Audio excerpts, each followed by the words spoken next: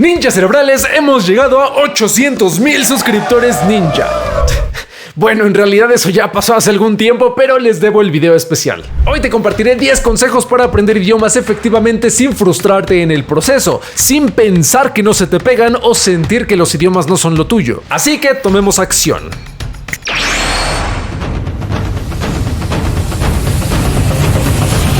La idea de los 10 consejos que te voy a dar es que el aprendizaje del nuevo idioma que estés practicando sea duradero. Y además, como es un video especial, todo te lo explicaré en inglés.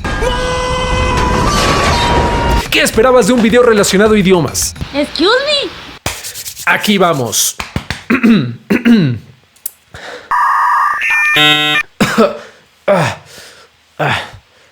Creo que olvidé cómo se habla inglés. Quizá, si dejas tu like en este video, recupere mi memoria. Vamos.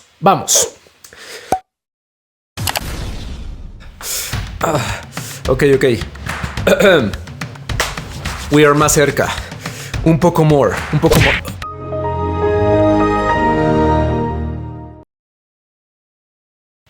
La base de datos de virus ha sido actualizada. What the heck's wrong with you? Oh my god, it worked. Thank you so much. May the same powers be with you. Thank you so much. Okay, let's do... No. A mí dame más dinero. I knew it. Okay, fine. Take it.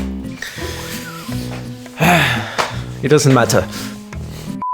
Dear Brain Ninjas, welcome to this special video where you are going to learn 10 tips to improve your language learning. Let's do it and get into action. Tip number 1. A language is acquired, not studied. This is the most important one because most of the people study the language, repeat vocabulary by rote memorization as a gorilla, or read books about grammar formulas and exercises just for passing an exam, or maybe just to have knowledge of the language theory. However, that approach is not the best way to learn, because the biggest outcome of learning a language is to use it in real communication tasks in your life. In fact, a language is an ability that you have to acquire through deliberate practice in real situations. Studying the theory, grammar, and vocabulary is fine, that way you can know the basics, even though real progress is made in real practice. Despite knowing the basics, you have to commit yourself to practice for your personal benefit. You're going to learn much better by internal purposes rather than by external purposes. In conclusion, the best way to acquire a language is to use it every day in a smart way. We are going into that in the next tips, be patient. Tip number 2. Apply the full immersion strategy. So now you want to acquire the language, but how? Full immersion means changing all your environment to the language you are learning. In the past, it was thought that the best way to practice was to travel to a country where the language is spoken, in order to have the benefit of a complete environment where you can practice in real situations. Actually, that works well, but it's not essential anymore, because now you can bring that environment to you in your daily life. Pablo, shut up and go straight to the point! Patience is the key to be a ninja.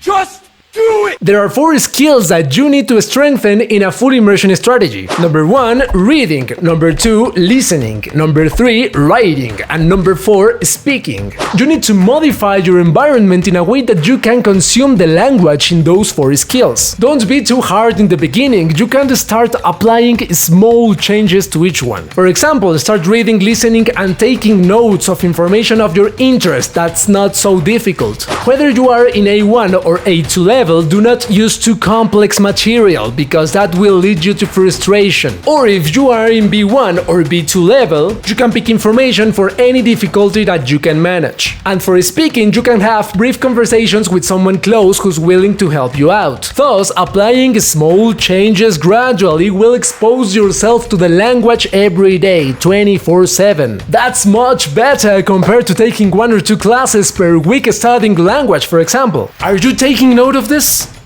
Excellent. Let's move on. Tip number 3. Search for resources for each language skill. I'm going to share you some quick examples I enjoy for each skill. You can pick or add whatever you like the most. For reading, choose easy books of topics you enjoy. Read a blog of any of your interests. Switch the subtitles of movies, videos, or series to the language you're learning. For listening, you can choose a set of podcasts, videos, or series related to topics you enjoy the most, or listen actively to songs you like. For writing, you can can start a diary or take notes of new books, articles, or information of topics you enjoy. It doesn't matter if you make mistakes, that's the only way to make progress. And for speaking, the best option here is to look for a partner or companions who are learning the language too, so you can speak frequently. Otherwise, the other option is to record yourself or start making new friends. Pablo, but I don't have friends.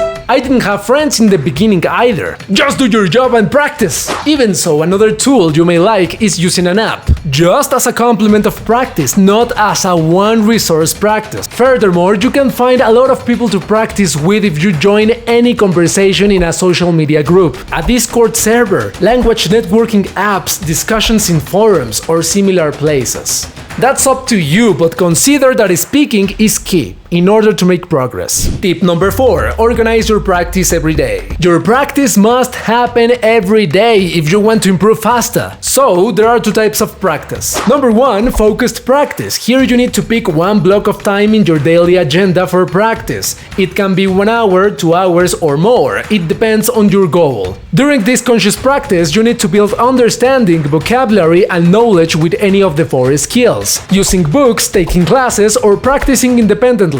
And number 2, the passive practice. Here you need to expose yourself to the language in your daily life like if it was something natural. For example, you can switch the language of your devices, you can chat with friends, or even enjoying your free time with games, books, series, or movies in other language. The main idea is to have one moment of focused practice and 1 or more moments of natural practice per day, as if you were or lived in another country. Tip number 5. Don't be afraid of making mistakes. I think this is self-explanatory. In order to learn a new language, you have to commit yourself to take action, regardless of how many mistakes you make in the process. Tell me a real reason why would you be judged for a new language you are acquiring. It's the opposite. You should be proud of yourself. Not everyone is willing to accept the responsibility to develop self-discipline in acquiring a new language. It doesn't matter if you start speaking like Tarzan, like a gorilla, or making misspellings, or even hablando Spanglish. Who cares en el principio? You are making an effort and building progress, and that is what counts the most. Tip number 6. Learn grammar in the right moment. Of course that grammar is important because it gives you the structure of the language. However, if you're a beginner, you must prioritize your practice and then start learning grammar in small doses depending on your progress. Do not eat all the grammar at once because you will get confused. A very accurate approach is this one. First, focus on practicing the 4 skills independently or with resources. Then review the new acquired vocabulary. And finally, understand grammar formulas you are trying to apply in your actual level of practice. Now, if you repeat this cycle, you'll improve much more in contrast to trying to learn the language by mass repetition, which is the worst study technique. As you see, there's no perfect path. The only perfect is the rhythm you establish for your practice, depending on your goals. Así que don't be a gorilla y organiza tu práctica. Tip number 7. Memorize vocabulary in a smart way. The worst way to memorize vocabulary is repeating lists infinitely until you believe they stuck in your memory. And then what happens? You try to make a conversation and you start making a nuclear effort to remember all of the words that you repeated as a gorilla. Instead, the best way to memorize vocabulary is to use it in real practice. Normally, the examples you find in textbooks are external situations not very related with your daily life. In contrast, when you use the vocabulary in real situations, it sticks better in your long-term memory. In addition to that, you could apply very useful mnemonics,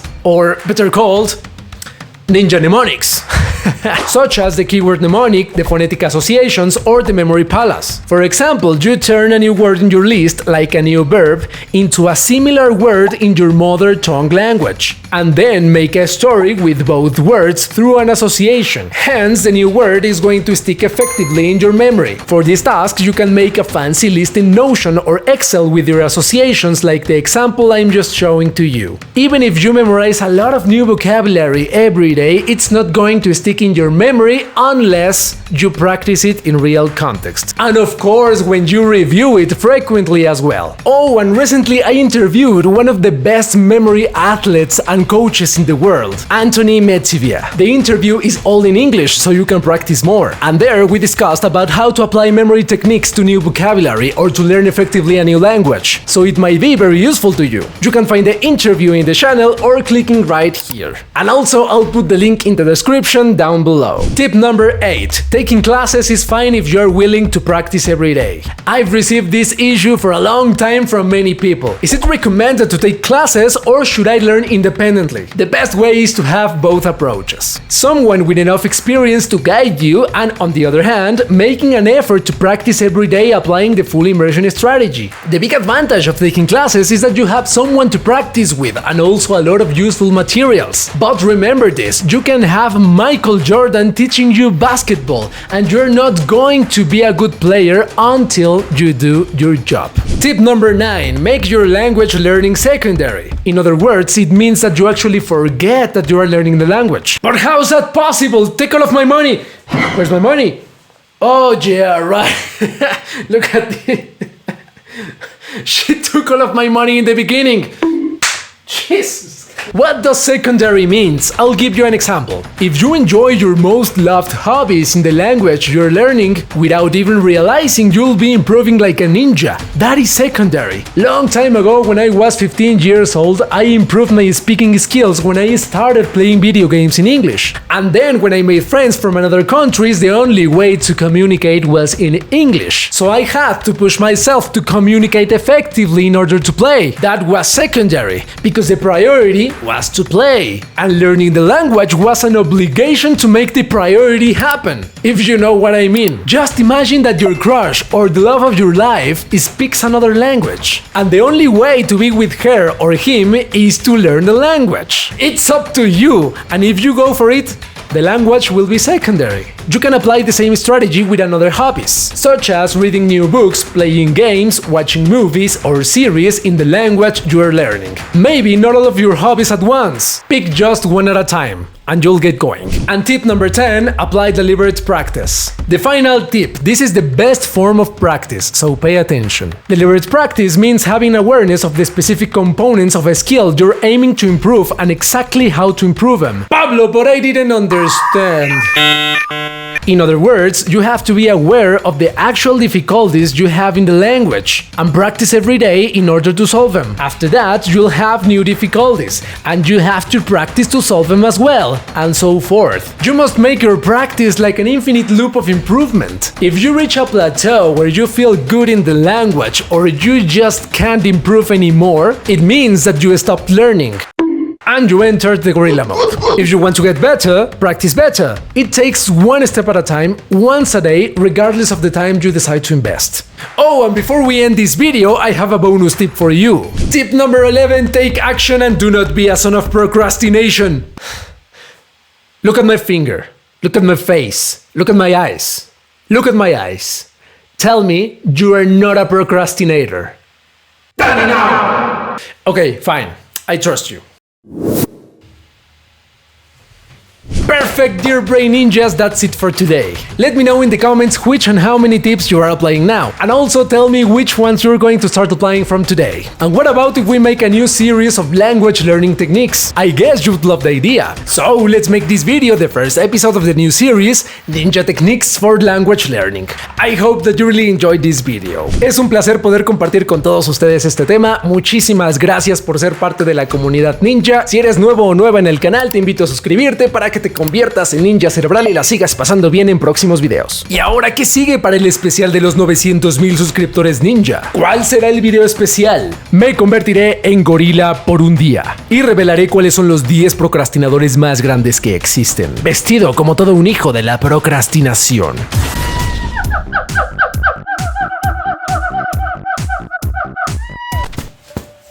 Y de paso dame mi dinero.